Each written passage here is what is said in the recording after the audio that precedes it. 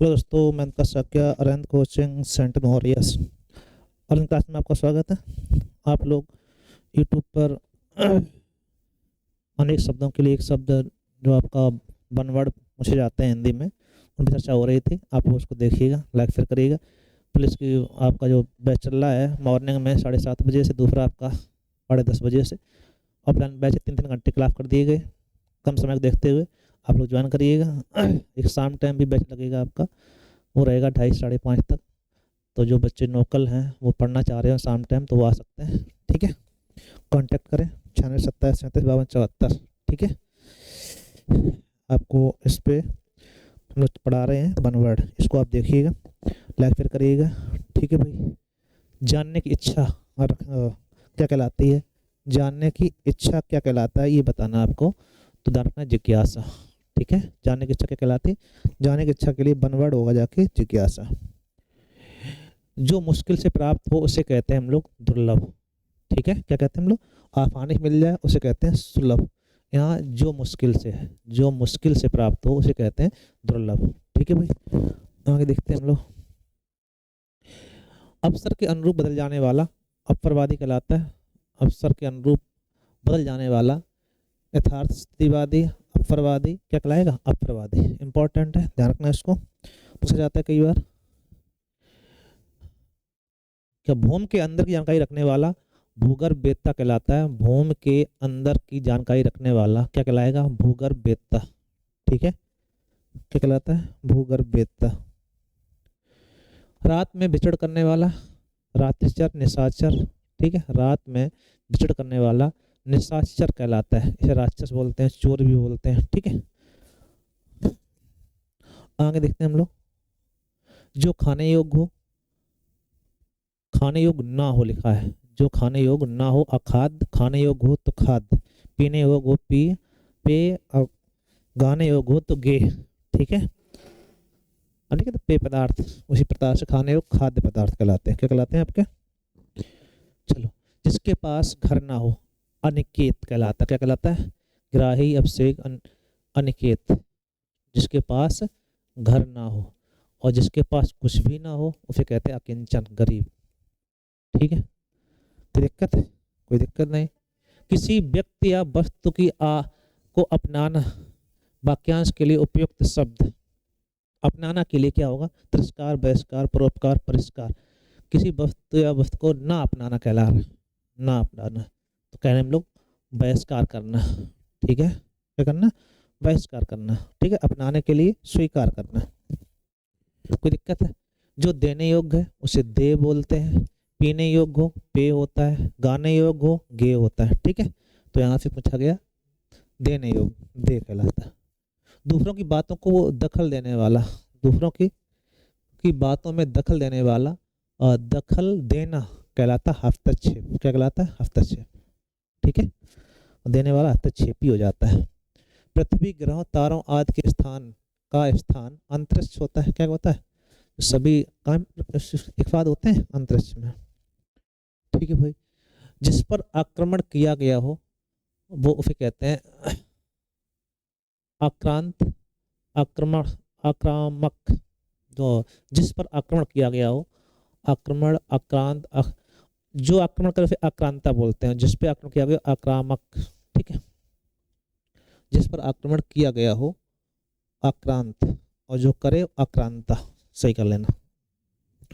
चलो, इंद्रियों को जीत लिया हो, इंद्रियों को जीतने वाला, जिसने इंद्रिय जीत लिया, इंद्रियों जो जीते उसे कहते जितेंद्रिय, अर्थात हनुमान जी को या फिर महावीर स्वामी जी को, ठीक है। इंद्र जीत लिया हो उसे कहते हैं इंद्रजीत, मेघनाथ कहा जाता है, ठीक है। अनियमित, अनियमित के लिए एक शब्द बताइए जो नियम के अनुकूल हो, जिसका निवारण ना हो, जिस पर कोई नियंत्रण ना हो, जिसके संबंध में कोई निर्णय ना हुआ हो, ठीक है। जिस पर कोई नियंत्रण ना हो, जिसका निवारण ना हो सके, अनियमित, जिसके संबंध में कोई निर्णय ना हुआ हो। अनियमानुकूल, जो नियमानुकूल ना हो, ठीक है। नियमित मतलब होता है जो नियम के अनुकूल हो, और अनियमित मतलब जो नियम के अनुकूल ना हो, ठीक है। अनियमानुकूल मतलब नियमानुकूल ना हो, ठीक है। Option A. जो वाक्यांशों के लिए एक शब्द बताना है, दो थोड़ा जानता हो उसे अल्पज्ञ बोलते हैं। जो सब कुछ जानता हो अल्पज्ञ क्या कहते हैं? अल्पज्ञ। जो सब कुछ जानता हो सर्वज्ञ कहते हैं। ठीक है, आगे देखें हम लोग। सही विकल्प का चयन करो। जो इस लोक की बात करे उसे कहते हैं लौकिक। क्या कहते हैं हम लोग? लौकिक। ठीक है, जो इस लोक की बात करके कहलाएगा लौकिक। सही विकल्प का चयन करो। जो वाक्यांशों के लिए एक शब्द हो, आदि से लेके अंत तक कहलाता है अधोपंथ। क्या कहलाता है? अधोपंथ। जो सबको जानता हो सर्वज्ञ। ठीक है, आगे देखना है। जो संविधान के अनुकूल ना हो असंवैधानिक, अनुकूल हो तो संवैधानिक, विधि के अनुकूल हो वैधानिक, और विधि के अनुकूल ना हो तो अवैधानिक। ठीक है, खाने की इच्छा बुभुक्षा। ठीक है, पीने की इच्छा क्या कहते हैं? भूख लगने की इच्छा बुभुक्षा होती है। सफलता न मिलने पर दुखी होना उसे बोलते हैं कृपा दया क्षोभ कष्ट। बिना पलक झपकाए फिर कहते हैं निर्निवेश। निर्निवेश। ठीक है, निर्निवेश। बिना पलक झपकाए हुए देखना क्या कहलाएगा? निर्निवेश। ये सभी क्वेश्चन आए हुए हैं। प्राणदा के लिए अनेक शब्द बताना है।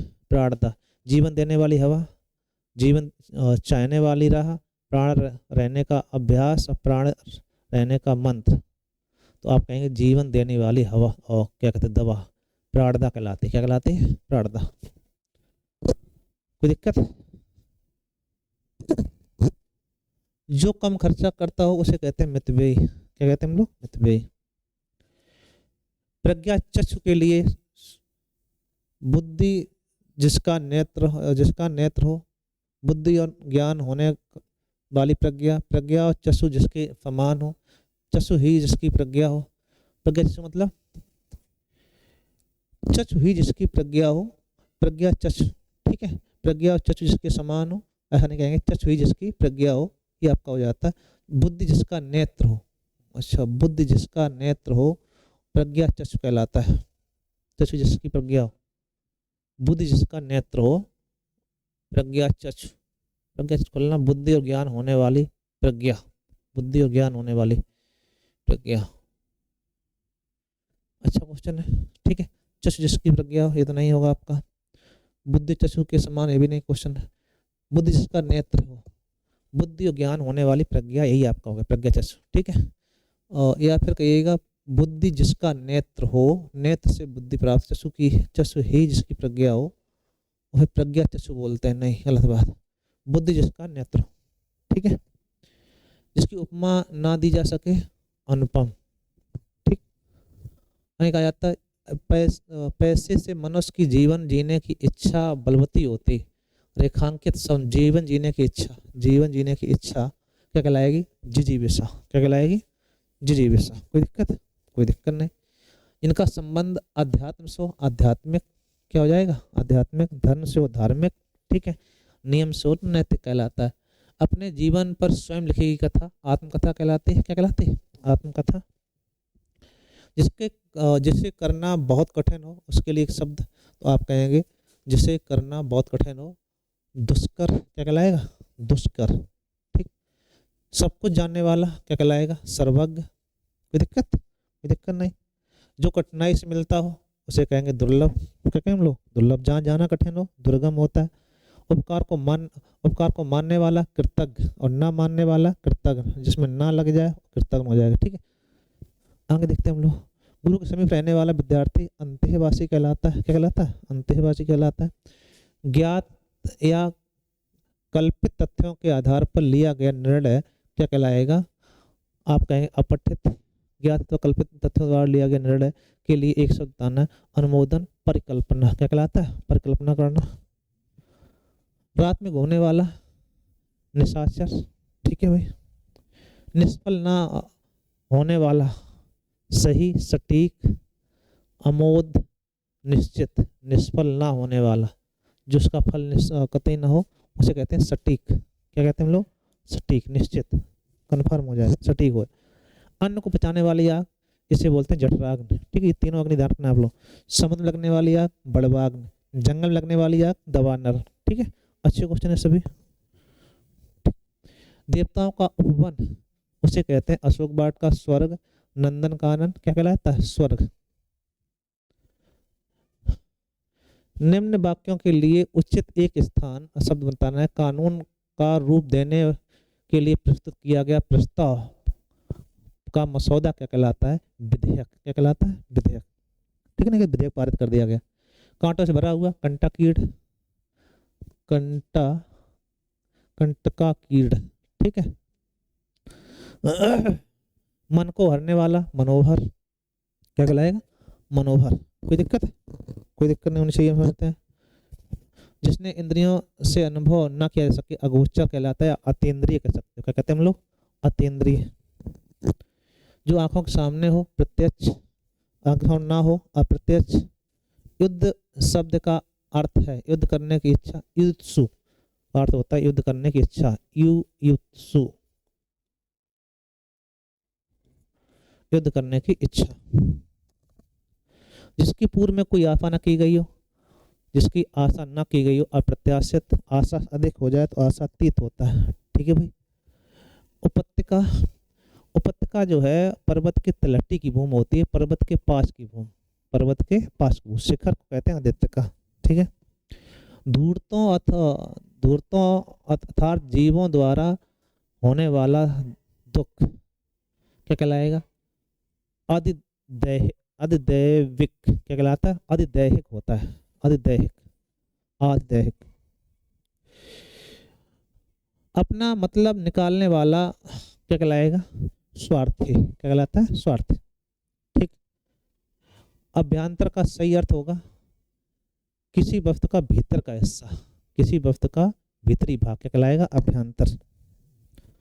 जो वस्तु मंद गति से कार्य करती हो उसे कहते हैं हम लोग, मंद गति से कार्य करता रहे उसे कहते हैं दीर्घसूत्री। लगातार कार्य करने वाला क्या कहलाएगा? दीर्घसूत्री। ये आपके 50-60 क्वेश्चन थे, इनको आप देखिएगा, लाइक फिर करिएगा। ठीक है। एक लाइक तो बनता है आपका, तो करिएगा इसको। Thank you. ठीक है भाई।